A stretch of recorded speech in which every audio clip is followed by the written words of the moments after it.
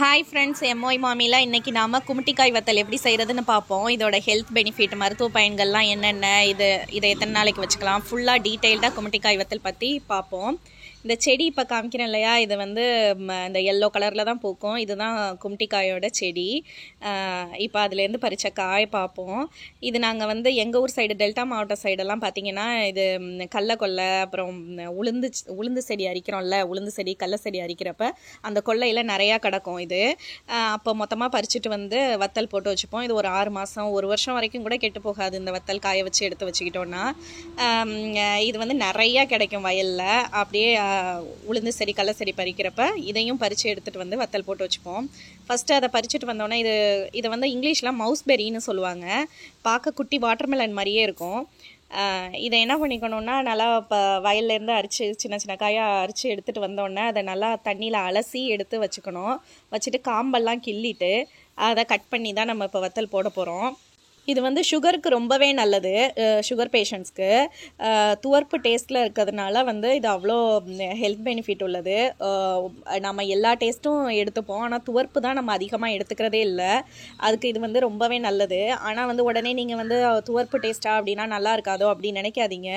கஞ்சிக்கு, தயிர் சாதம், அதே மாதிரி குழம்பு சாதம், எதுவாக இருந்தாலும் இந்த வத்தல் சேர்த்து சாப்பிட்டிங்கன்னா ரொம்பவே சூப்பராக இருக்கும். அது எப்படி செய்கிறதுங்கிறத பார்ப்போம். அலசி எடுத்துக்கிட்டதுக்கு அப்புறம் அந்த காயை என்ன பண்ணுங்கள், சின்ன காயாக இருந்தால் 3ஆக கட் பண்ணுங்கள், பெரிய காயாக இருந்தால் 4ஆக கட் பண்ணிக்கலாம். இப்போ கட் பண்ணுற சைஸ் வந்து காய வச்சதுக்கப்புறம் அதில் பாதியாக சுருண்டுரும், சின்னதாகிடும். அதுக்கேற்ற மாதிரி பார்த்து கட் பண்ணிக்கோங்க. எல்லாத்தையும் கட் பண்ணி எடுத்ததுக்கப்புறம் இப்போ இது ஒரு அரை அன்னக்குடைக்கு மேலே வருது. 4 கை உப்பு போட போகிறோம். 4 கை உப்பு போட்டு நல்லா குலுக்கிக்கணும். குலுக்கி வச்சுட்டு மறுபடி வந்து அதில் வத்தல்ங்கிறதுனால இதில் பாதி அளவு தான் ஆகும். காஞ்சதுக்கப்புறம் இந்த இவ்வளோ வத்தல் இருக்காது, இதில் பாதி அளவு தான் இருக்கும். நல்லா குலுக்கிக்கோங்க. உப்பை போட்டு நல்லா குலுக்கிக்கோங்க. இப்போ மொத்தமாக இதுக்கு 4 கை உப்பு, கல் உப்பு போடுறேன். 4 கை உப்பு போட்டு குலுக்கி வச்சுருக்கேன். எல்லா இடத்துலையும் உப்பு சேர்கிற அளவுக்கு நல்லா, எல்லா பக்கமும் வர்ற அளவுக்கு நல்லா குலுக்கிக்கணும். கையால் போட்டு கிண்டுனா விதையெல்லாம் வந்து கொட்டிருங்கிறதுனால சும்மா இதாலேயே அந்த எந்த பாத்திரத்தில் வச்சுருக்கீங்களோ அதாலேயே நல்லா குலுக்கி விட்டுருங்க. குலுக்கி விட்டுட்டு இதோட துவர்ப்பு டேஸ்ட்டு கொஞ்சம் மட்டுப்படணுங்கிறதுக்காக மோர் வந்து ஒரு 1/4 கிண்ணம் ஊற்றுறாங்க. உங்கள்கிட்ட இருக்க ஒரு சின்ன பாக்கெட்னால், இப்போ 10 ரூபா பாக்கெட்னால் அதில் ஒரு பாக்கெட் ஊற்றிக்கோங்க. தயிர் ஊற்றி நல்லா குலுக்கி விட்டுக்கோங்க.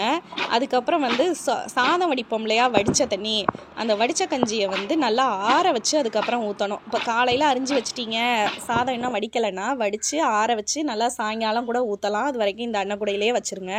எடுத்தெல்லாம் இன்றைக்கி காய வைக்கக்கூடாது, உடனே ஊற்றணும்னு இல்லை. அதுக்காக அடுத்த நாள் வரைக்கும் கூட வச்சிடாதீங்க. நைட் இப்போ காலையில் அரிஞ்சிங்கன்னா நைட்டுக்குள்ளே அந்த மாதிரி வடித்த தண்ணி ஊற்றிடணும். ஊற்றி குலுக்கி எடுத்து வச்சிடணும். இன்றைக்கி காலையில் நீங்கள் வடித்த தண்ணி ஊற்றுறீங்கன்னா 1 நாள் இல்லைன்னா 2 நாள் கூட நீங்கள் அப்படியே மூடி போட்டு வச்சுருங்க. கொஞ்சம் ஸ்மெல்லு வந்து கொஞ்சம் நீங்கள் டக்குன்னு திறந்தோடனே ஸ்மெல்லு வரும், உடனே வந்து கெட்டு போச்சுன்னு நினைக்காதீங்க. அது வடித்த தண்ணியோட ஊறின ஸ்மெல்லு தான்.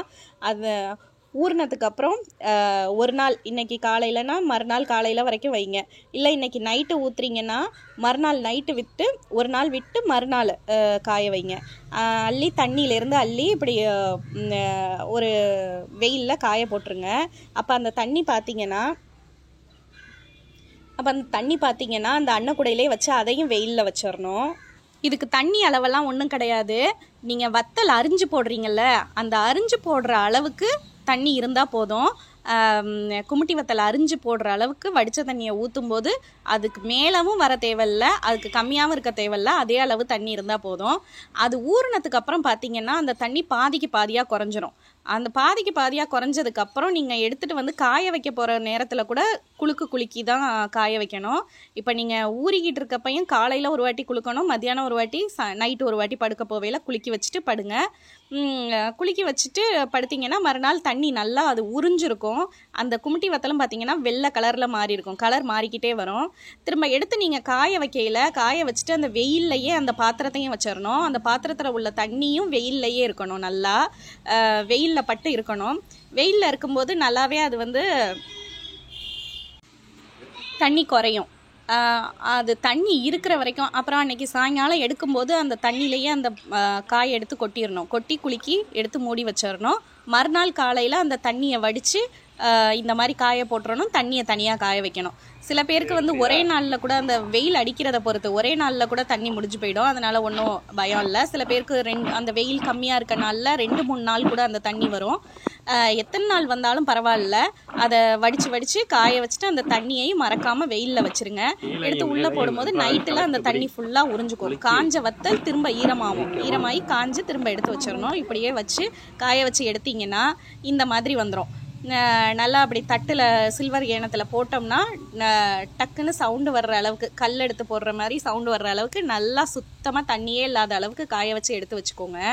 இந்த வத்தல் பார்த்திங்கன்னா ரொம்பவே நல்லது உடம்புக்கு. மாதவிடாய் பிரச்சனை உள்ள பெண்களுக்காக இருந்தாலும் சரி, சுகர் பேஷண்ட் உள்ளவங்களாக இருந்தாலும் சரி, இது வந்து ரொம்பவே நல்லது. துவர்ப்பு டேஸ்ட் உள்ளது.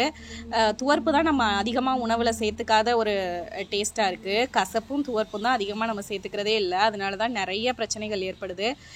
துவர்ப்பு அதிகமாக சேர்த்துக்கிட்டிங்கன்னா மாதவிடாய் பிரச்சனை கூட வராது. இது ரொம்பவே நல்லது. அடுத்து வந்து ஒரு ஏனத்தில் ஒரு கடாய் வச்சுக்கோங்க. கடாயில் வந்து எண்ணெய் ஊற்றி சூடானதுக்கப்புறம் இந்த வத்தலை போட்டு பொரிச்சிடுங்க. சில பேருக்கு வந்து அந்த வத்தல் வந்து நல்லா கொஞ்சம் கருகின மாதிரி இருந்தால் தான் பிடிக்கும். சில பேருக்கு வந்து லைட் ப்ரௌனாக இருக்கையிலேயே பிடிக்கும். அந்த மாதிரி உள்ளவங்க பார்த்து எடுத்துக்கோங்க. முக்கியமாக இந்த காய் வந்து உப்பு போட்டு அந்த வடித்த தண்ணி ஊற்றி ஊற வைக்கிற பாத்திரம் வந்து பிளாஸ்டிக் பாத்திரம் தான் யூஸ் பண்ணணும். நானும் இப்போ பிளாஸ்டிக் பாத்திரம் தான் யூஸ் பண்ணியிருப்பேன். ஏன்னு கேட்டிங்கன்னா பிளாஸ்டிக் பாத்திரமாக இல்லாமல் நீங்கள் வந்து சில்வர்லேயோ இல்லை வந்து ஈயத்துலேயோ வச்சிங்கன்னா ஓட்டை விழுந்துடும். அதனால வந்து ஊற வைக்கிறப்ப மட்டும் பிளாஸ்டிக்லேயோ இல்லை கண்ணாடியிலையோ ஊற வச்சுக்கோங்க.